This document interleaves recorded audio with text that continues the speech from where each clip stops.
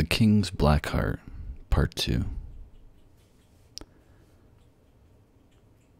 Before he was king, he was your friend, a sweet, gentle boy of earnest temperament.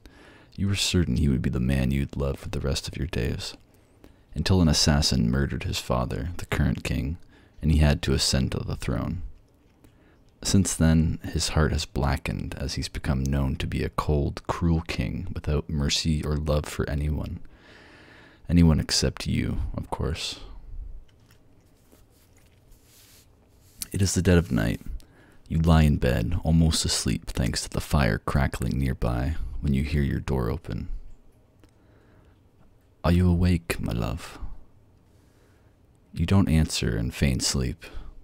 Your king lets out a shaky sigh and lies by your side, stroking your hair.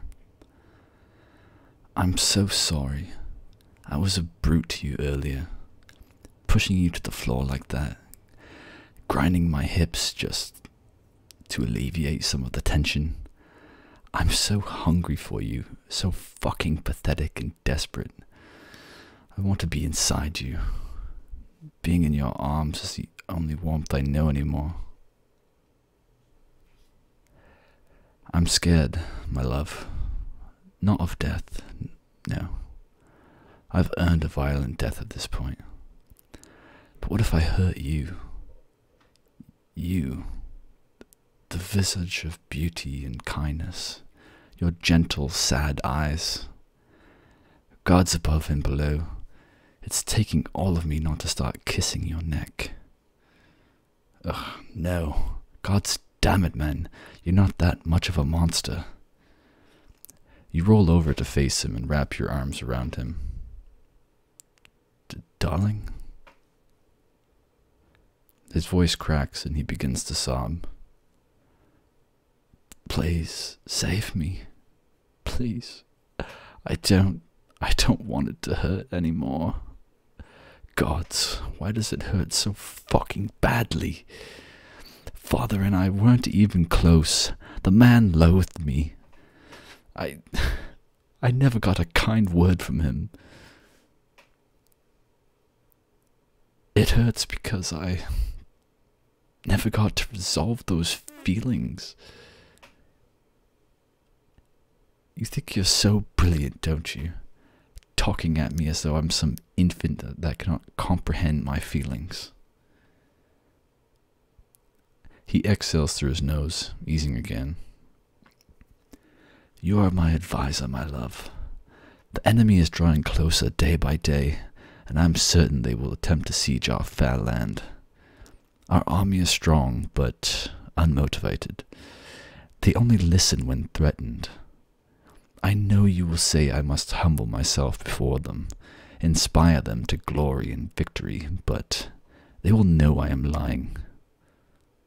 He pulls you closer with a sigh. Thank you. I know you must suffer greatly trying to keep me together, to keep this kingdom together. Please, I just want to feel your skin on mine. May I stay?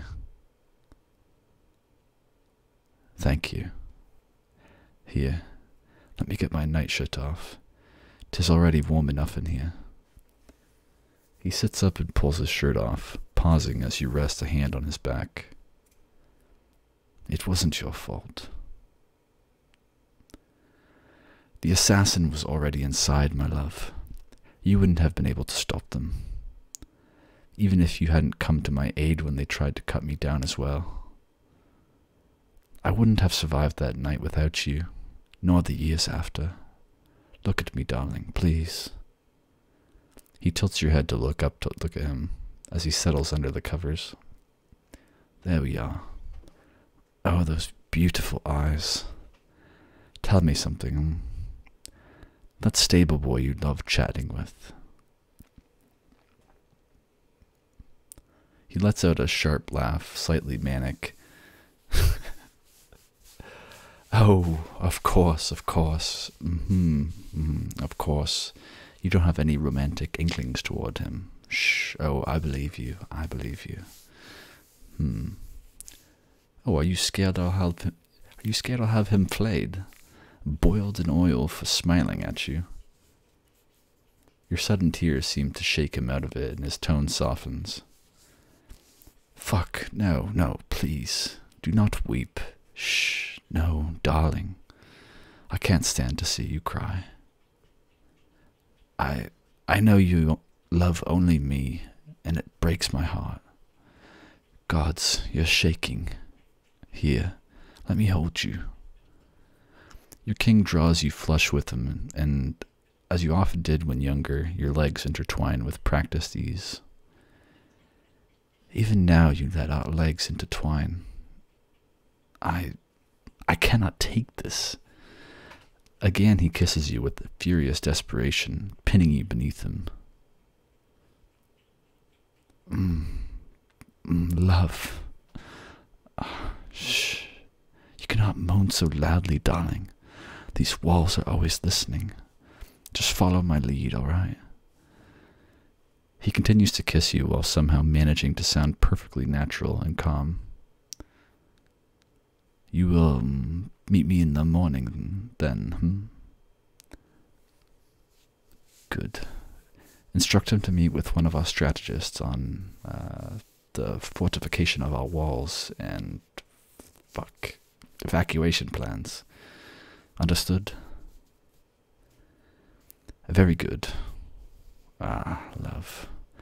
Don't move your hips like that. I'm fucking dying here.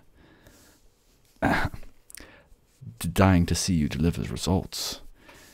It doesn't matter how you sway your hips. I shan't tolerate any attitude. Do you understand? Good. He lowers his voice again, shaky. For the love of... Darling, please stop grasping at my ass like that. You know we can't... fuck it. The kisses grow more intense, more pointed and searching. His hands are all over you, practiced and calloused by many years of sword fighting and training. Will you give me this night, please? I know, when we wake tomorrow, I will have to become the cold once more. No one can see me like this.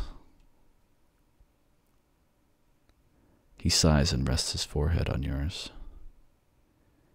If you want the man I once was, then he is yours for tonight. I know it is not enough, but 'tis all I can offer. It is bittersweet, I know. Let us not think about it too hard, my love. Our bodies wish to speak now, not our minds, and you know I will be gentle and will stop if you ask me to. Thank you. I love you. I...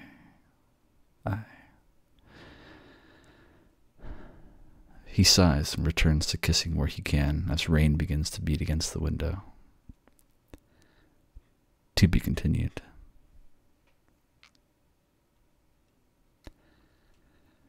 That's the end of part 2 of The King's Black Heart.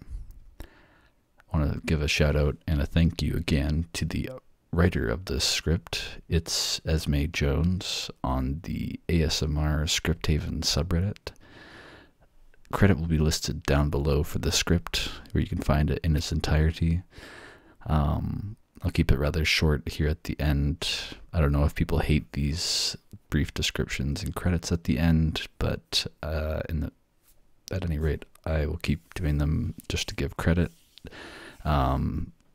To reiterate from the last video, this isn't an accent I have a ton of practice with, or this is a little bit of a different style compared to some other scripts, but it's been fun reading and good practice nonetheless. So once again, thank you to the writer for allowing me to take a shot at this, and I believe there's a part 3, so I will do that in the coming days as well. And yeah, appreciate you listening. Thank you so much. Have a good rest of your day. Enjoy the weekend coming up, and peace.